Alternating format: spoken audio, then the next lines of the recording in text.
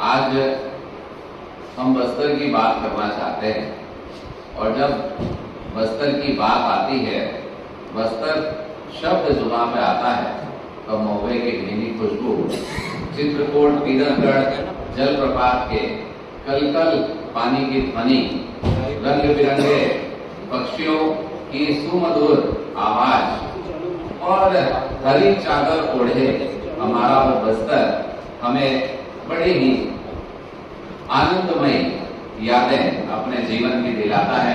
आप भी निश्चित रूप से कई बार बस्तर का प्रवास किए होंगे और जब याद करते हैं उस प्रवास को तो आदिवासी भाइयों की संस्कृति और परंपरा, उनके झांझर और बांध की आवाज हम सबका मन मोह लेती है। ऐसे शीतल पावन धरा में पता नहीं क्यों कांग्रेस की सरकार जब से आई है, लगातार धर्मांतरण की बात करना, लगातार नक्सलवाद की आड़ में धर्मांतरण का विरोध करने वाले भारतीय जनता पार्टी के कार्यकर्ता हो या अन्य संगठन के कार्यकर्ता हो, नक्सलवाद पर उनकी टारगेट किलिंग कराना, ये कांग्रेस पार्टी के क्या संरक्षण में हो रहा है?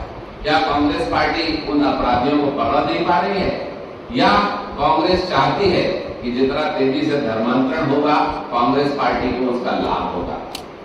अभी 2 दिन पहले कांकेर की धरती पर जो आदिवासी क्षेत्र है हमारा, वहां कांग्रेस के अल्पसंख्यक के प्रदेश के अध्यक्ष अमीन मेमन कहते हैं कि हर वयस्क अपना धर्मांतरण कर सकता है, कोई भी धर्म को स्वीकार कर सकता है।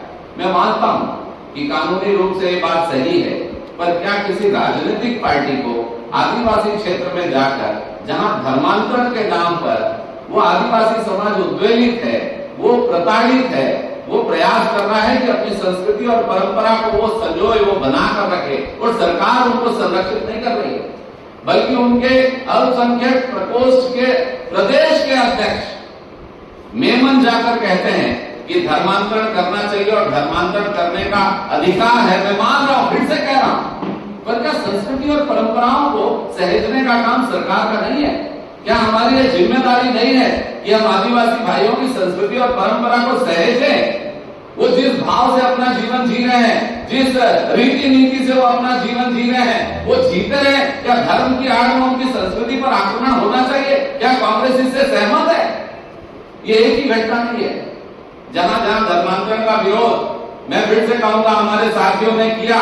मैं आपको स्मरण कराना चाहता हूं कि 16 जनवरी 2023 को बुधराम करटाम, जिनकी सुबह मॉर्निंग वॉक में संदिग्ध मौत हो जाती है, ठोकर लगी कह देते हैं गाड़ी से। 5 फरवरी को हमारे मंडल अध्यक्ष नीलकंठ कक्केल को नक्सलवादी शादी के घर में घुसकर सरेआम उनकी हत्या कर देते हैं। 10 फरवरी 23 को नारायणपुर जिला के जिला उपाध्यक्ष सागर साहू की AK-47 से घर में गोलियों से छलनी कर दिया जाता है। 11 फरवरी को दत्तेवाड़ा के उप सरपंच की हत्या नक्सली कर देते हैं। 21 जून को बीजेपी के एसटी मोर्चा के जिला महामंत्री काका अर्जुन की गला रेतकर हत्या कर दी जाती है। अभी 2 दिन पहले की बात है, 18 अगस्त को बीजापुर के तर्रेम इलाके में चिन्ना गेलूर निवासी रामा पुन्नेन की हत्या इसलिए की जाती है कि आप पुलिस की मुखबिरी कर रहे हो, स्वतंत्रता दिवस के 2 से 3 दिन बाद। और 21 अगस्त की घटना, जब महेश गुड्डा, हमारे आदिवासी भाई, आदिवासियों को लेकर एक पहाड़ी में पूजा के लिए जाते हैं, तो जितने पूजा के लिए आदिवासी भाई जाते हैं वो सबको नक्सली बंदी बना लेते हैं। क्या पूजा करना अपराध है? क्या नक्सलवादी ये मान रहे हैं कि जो लोग पूजा कर रहे हैं वो अपराध कर रहे हैं और उनका अपहरण नक्सली कर लेते हैं और सबको तो धमकी देकर छोड़ देते हैं? परंतु महेश गोड्डा जो पूर्व सरपंच है, भारतीय जनता पार्टी के लिए काम करते हैं, उन्हें सिर में कुल्हाड़ी से वार करके और ये समझा जाता है कि उनकी मृत्यु हो गई और उन्हें रोड में फेंक दिया जाता है। पर वो मंदिर में ईश्वर की कृपा शायद बरसी होगी उनके ऊपर, उनकी सांसें अभी चल रही है, वो बेहद गंभीर रूप से घायल हुए और जीवन और मृत्यु का संघर्ष कर रहे हैं। मैं ईश्वर से प्रार्थना करता हूं कि उनके जीवन की वो रक्षा करें। खाली यही नहीं भाइयों, आपने सुना होगा कि ये बस्तर का क्षेत्र जो नक्सलवादी बेल्ट है, एक रेड कॉरिडोर हम कहते हैं, मोहल्ला मानपुर के क्षेत्र में विगत दिनों सरयू टेकाम, जिनकी सभा में विधायक, वहां के कांग्रेस के विधायक शाह मौजूद थे, सरयू टेकाम खुलेआम कहते हैं कि अगर कोई भाजपा का कार्यकर्ता यहाँ आएगा तो उसके टुकड़े टुकड़े कर डालेंगे। क्या भाजपा का कार्यकर्ता आदिवासी भाई नहीं है? अरे सरयू टेकाम जी, आप भाई भाई में राजनीति का रंग लड़ने के लिए क्या उनके टुकड़े टुकड़े कर दोगे? और ये गूंगी बहरी सरकार और इसके अधिकारी, मैं आज यहां से आपके सामने कहता हूं, क्या डीजीपी को सुनाई नहीं दिया कानों में? क्या चीफ सेक्रेटरी के कानों में यह बात सुनाई नहीं दी कि कोई कह रहा है काट काट के फेंक देंगे और उसके साथ लगातार 7 हत्याएं हो जाती है भारतीय जनता पार्टी के कार्यकर्ताओं की, तो किसी का दिल नहीं दहलता? आखिर ये राजनीति के रंग में कब तक रक्त रंजित होता रहेगा मेरा बस्तर और मेरे आदिवासी भाई? ये पूछती है भारतीय जनता पार्टी। कहां है यहाँ का कानून?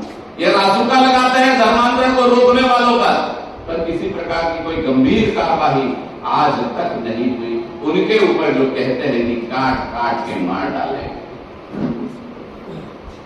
दूसरा विषय